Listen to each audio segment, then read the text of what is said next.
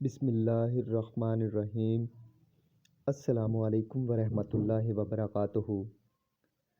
حدیث نبوی صلی اللہ علیہ وآلہ وسلم ہے، ہر صبح ہر شخص کے ہر جوڑ پر صدقہ ہوتا ہے۔ صحیح مسلم حدیث نمبر 1671، انٹرنیشنل 720۔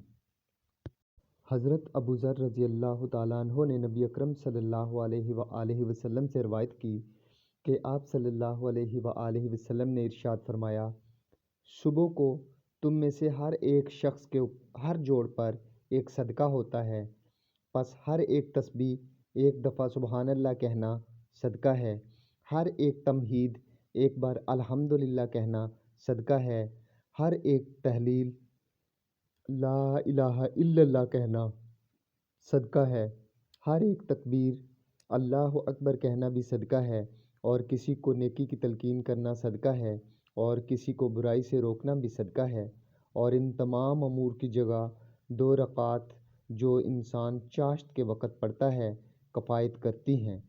اللہ تعالیٰ سے دعا ہے اللہ تعالیٰ قرآن مجید اور احادیث نبوی صلی اللہ علیہ وآلہ وسلم پر عمل پیرا ہونے کی توفیق عطا فرمائے۔ وآخر دعوانا ان الحمد للہ رب العالمین۔